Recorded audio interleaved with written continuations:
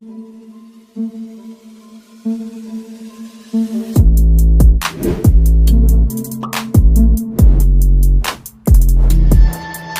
दोस्तों, scary story official में आप सबका स्वागत है। आज की कहानी की तरफ बढ़ने से पहले चैनल को सब्सक्राइब कर लीजिए और अगर कहानी अच्छी लगती है तो प्लीज़ लाइक एंड कमेंट करना मत भूलिएगा। दोस्तों, आज की कहानी बहुत ही ज़्यादा डरावनी है। मैंने भी इन्हें पहली बार सुना है, तो प्लीज़ पूरी कहानी सुनिएगा। कहानी बहुत ही ज़्यादा डरावनी है। कहानी है एक गाँव की, जहाँ पर मुकेश और उनकी पत्नी सरिता ये दोनों रहते हैं और सरिता की बहन है जो कि उत्तर प्रदेश के एक गांव में रहती है। अब उनके विषय में तो हम ज़्यादा नहीं बताएंगे, बस इतना ही बताएंगे कि उनकी बहन का बेटा था जिसका नाम संजय था। संजय अभी लगभग 10-12 साल का था। तो गर्मी की छुट्टियां हुई थी। सभी ने सोचा कि मतलब छुट्टी मनाने के लिए कहीं ना कहीं तो जाना ही है। तो संजय अपने माँ बाप से बहुत जिद कर रहा था कि मौसी के घर जाएंगे, क्योंकि मौसी का गांव बहुत ही प्यारा है। तो उनकी माँ बोलती हैं चलो ठीक है। अपने हस्बैंड से कह करके वो संजय को अपनी बहन सरिता के घर भिजवा देती है और कहती हैं ठीक है, 8-10 दिन तुम्हें जितने दिन रहना हो, छुट्टियों भर तुम आराम से रह लो, उसके बाद आ जाना। संजय बहुत खुश होता है क्योंकि सरिता के कोई बच्चे नहीं थे, इसलिए सरिता संजय को बहुत प्यार करती थी। उनके पति भी संजय को बहुत चाहते थे और संजय भी अपने घर का इकलौता लड़का था। तो दोनों फैमिली संजय को बहुत ज़्यादा प्यार करते थे। संजय अपनी मौसी के घर पहुंचता है और बहुत खुश था, मौसी के गले लगता है। मौसी तो संजय को देखकर एक बारी खुश भी हुई, उसके बाद पता नहीं क्यों उनका चेहरा उतर गया। तो संजय कहता है मौसी क्या हुआ है, आप इतना दुखी क्यों हैं, परेशान क्यों हैं? तो वो कहती नहीं बेटा, कुछ भी नहीं है। और कितने दिनों के लिए आए हो? तो कहता है अरे मौसी, अब जब तक छुट्टियां हैं तब तक मैं यहीं रहूँगा आपके पास। मौसी बहुत खुश होती हैं, लेकिन पता नहीं क्यों उस खुशी के अंदर एक दुख था, पता नहीं क्यों। अब शाम हो गई थी, इसलिए मौसी संजय का मनपसंद खाना बना रही थी और खाना खा करके संजय फ़िलहाल तो सोने लगा था, क्योंकि मौसा जी ने बोला था कि अब रात में बाहर नहीं जाना है, सुबह जाना। तो रात में तो ये लोग छत पर सभी लोग सो रहे थे और इंतज़ार था संजय को कि सुबह होगी तो अपने दोस्तों से मिल करके मैं खूब खेलूँगा। रात का लगभग 11:30 बजा था। संजय उठता है और मौसी को जगाने लगता है, मौसी प्यास लगी है मुझे। तो मौसी उनकी सो रही थी और पानी वैसे तो बगल में ही रखा था, लेकिन संजय को पता नहीं था, वो घड़े में रखा था पानी। लेकिन संजय मौसी को जगा रहा था, तो मौसी ने बोला कि बेटा घड़े में पानी है, पी लो। तो संजय को लगा कि मौसी ने कहा है कि नीचे से ले आओ पानी।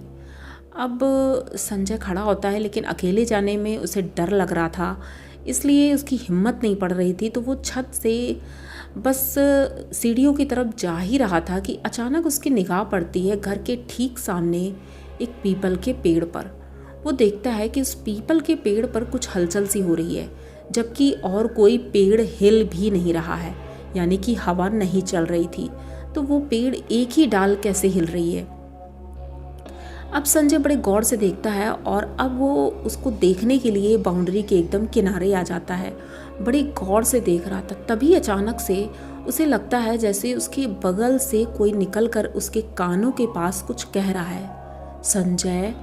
संजय एकदम से चौंक जाता है, इधर उधर देखता है तो कोई दिखता नहीं है। तो फिर वो देखने लगता है। उसके बाद उसे आवाज़ आती है, कोई कहता है संजय आओ, संजय आओ। अभी ये संजय इधर उधर देख रहा था, आखिर बुला कौन रहा है। अपनी मौसी को देखता है, वो भी सो रही थी, मौसा जी भी सो रहे थे, तो आखिर उसे बुला कौन रहा था। तभी इसकी निगाह पड़ती है कि पेड़ के नीचे एक आदमी या लड़का जैसा कोई बैठा है। दूर से क्योंकि कुछ ज़्यादा क्लियर नहीं दिख रहा था, वो अंधेरे में हल्का सा कुछ समझ में आ रहा था, कोई तो बैठा है।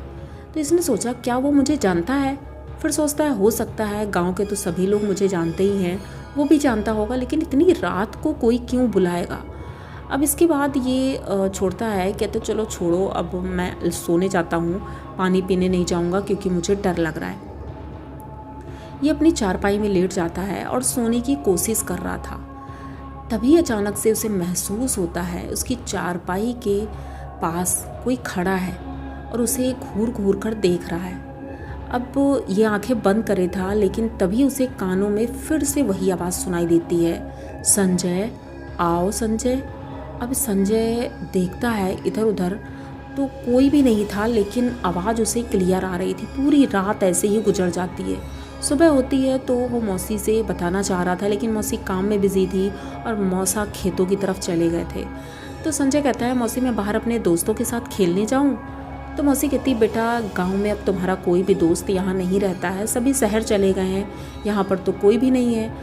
तो संजय कहता है, मौसी फिर मैं खेलूँगा किसके साथ? तो मौसी कहती है, अरे बेटा आप मौसा के साथ चले जाओ खेतों की तरफ और वहाँ देखो, जाके अपने खेत देख लो और थोड़ा टहल लो, घूम लो, आम के बगीचे हैं, आम देख लो। अब संजय को बोर लग रहा था, लेकिन बुझे मन से ये खेतों की तरफ निकल जाता है। वो उसी पीपल के पेड़ के पास से गुजर रहा था और दोपहर का लगभग वही 11:30-12 बज चुका था। जैसे ही वहाँ से गुजर रहा था तो इसे लगा फिर से वही आवाज़ उसे सुनाई पड़ती है। ये पलट कर तुरंत पेड़ की तरफ देखता है तो देखता है एक अजीब सा आदमी है। उसकी लंबाई बहुत कम है, लेकिन वो देखने में कुछ अजीब सा लग रहा है, पता नहीं मतलब कुछ डरावना सा लग रहा है। संजय पहली नज़र तो उसे देखता है, उसके बाद डर की वजह से वो दोबारा देखता नहीं है और वहाँ से भागना शुरू कर देता है। अब घर तो नहीं जा सकता था क्योंकि पीछे ही जाना पड़ता है, इसलिए वो खेतों की तरफ भागता है। भागते हुए बहुत हफ गया था तो वो अपने मौसा जी के पास जब पहुंचता है, मौसा जी पूछते हैं, क्या हुआ बेटा?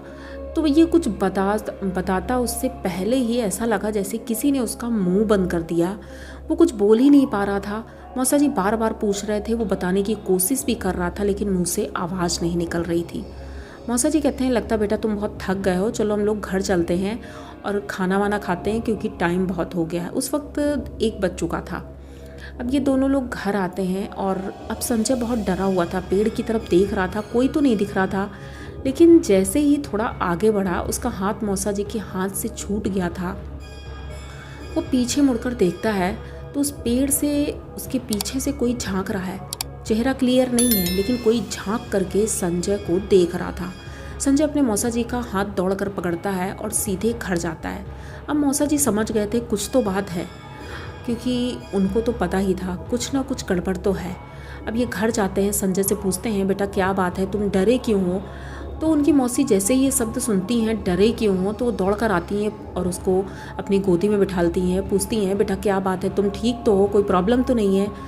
तब संजय पूरी बात बताता है कि रात में मेरे साथ क्या हुआ और सुबह क्या हुआ। अब उनकी मौसी मौसा तो बहुत घबरा जाते हैं कि क्या फिर से शुरू हो गया ये सब। तो वो लोग मतलब संजय पूछता है, क्या शुरू हो गया मौसी? तो वो कहते, नहीं बेटा कुछ नहीं, बस ये है कि अब दोबारा अगर ऐसा कुछ भी होता है तो तुम उस पर रिएक्ट मत करना, यानी कि तुम डरना नहीं बिल्कुल भी, और वैसे भी तुम अकेले कहीं मत जाना। अब संजय कहता है कि ठीक है, लेकिन कुछ तो होगा ना, क्या भूत है, वो प्रेत है, कुछ है? वो कहते नहीं बेटा ऐसा कुछ नहीं है, बस वो तुम्हें डराता है और जो डरता है बच्चे उसे ही वो और डराएगा, तो तुम डरना नहीं। तो संजय कहता ठीक है मौसी। अब ये लोग गांव के एक पंडित जी के पास जाते हैं, पंडित जी को बुलाते हैं, वो घर आते हैं, संजय से वो भी पूछते हैं सारी बात। जब संजय बताता है तो पंडित जी अकेले में इन दोनों से बोलते हैं कि अब लग रहा है उसकी नज़र तुम्हारे घर पर है और तुम्हारे इस बच्चे पर है। तो अब ये लोग बहुत ज़्यादा डर जाते हैं कि ऐसा नहीं होना चाहिए, हमारा एक ही बच्चा है, मेरी बहन क्या कहेगी अगर बच्चे को कुछ हो जाएगा तो। उधर संजय बाहर ग्राउंड में खेल रहा था और खेलते खेलते वो पेड़ के पास चला गया था। बॉल खेल रहा था, अकेले ही खेल रहा था और खेलते खेलते पेड़ के पास गया और जैसे ही वो बॉल पेड़ की तरफ मारता, उधर से कोई बॉल इसकी तरफ मार रहा था। ये थोड़ी देर तक खेलता रहा, उसके बाद अचानक से इसे ध्यान आता है कि बॉल अपने आप कैसे आ रही है।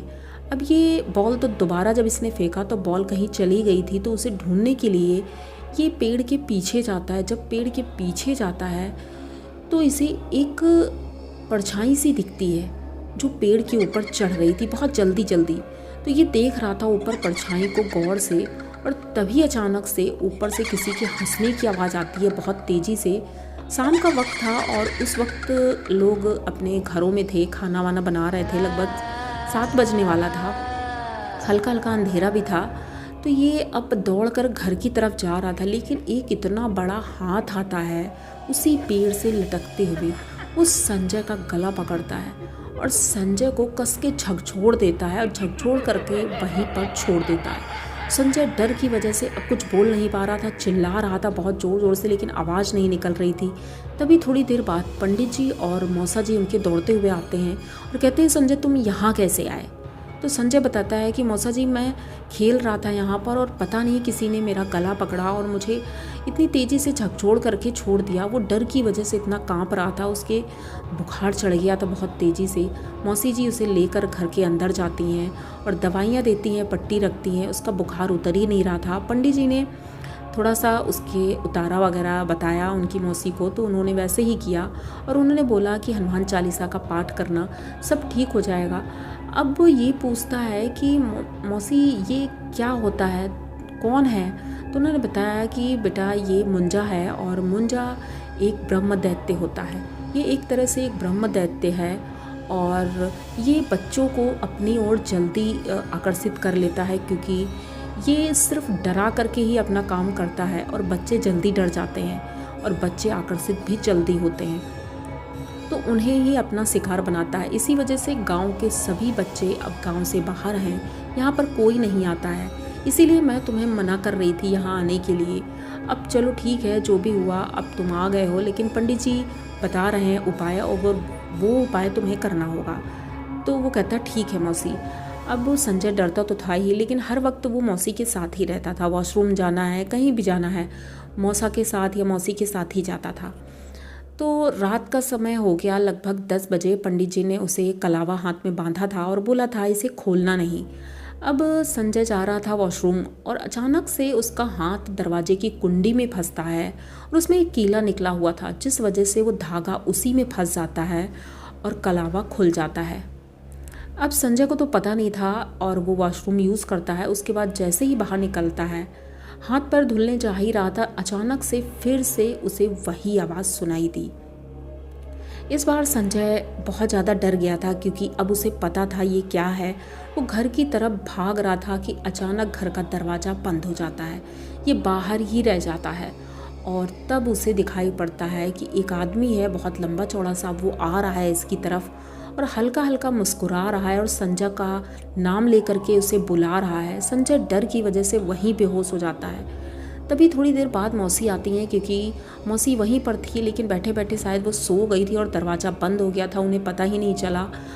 तो वो दरवाज़ा खोल करके जब बाहर निकलती हैं तो देखती हैं संजय बेहोश पड़ा हुआ है। उसे उठा करके अंदर ले जाती हैं, मौसा जी होश में लाते हैं और हाथ जब देखते हैं तो हाथ में कलावा नहीं था। अब ये लोग बहुत ज़्यादा डर जाते हैं, ये सोचते हैं कि संजय को जल्द से जल्द इनके घर पहुंचा दिया जाए, लेकिन पंडित जी कहते हैं वहाँ मत पहुंचाना, क्योंकि अब इसके पीछे लग गया है ये, और अगर वहाँ भेज दिया गया तो ये दूसरे को भी अपना शिकार बना सकता है। तो पंडित जी ने एक बहुत बड़ा हवन रखा था। उस हवन में पूजा के लिए इन तीनों लोगों को बुलाया जाता है। हवन होता है, पूजन होता है, उसके बाद जा कर के संजय ठीक होता है और तब संजय को इनकी मौसी और मौसा ले करके उसके घर छोड़ने जाते हैं। उनके घर वालों को भी बताते हैं, लेकिन ये बताते हैं अब संजय ठीक है। लेकिन संजय उस दिन के बाद से दोबारा अपनी मौसी के घर नहीं गया है। जब भी मिलना हुआ है तो मौसी खुद ही आ जाती हैं, लेकिन संजय अभी भी बहुत ज़्यादा डरा हुआ रहता है। तो आप लोगों को संजय की और इस मुंजा और दैत्य की कहानी कैसी लगी? अगर अच्छी लगी हो तो प्लीज़ चैनल को सब्सक्राइब करिए, लाइक कमेंट करिए, शेयर करिए और बने रहिए हमारे साथ। मिलते हैं फिर किसी नई कहानी में, तब तक के लिए डरते रहिए।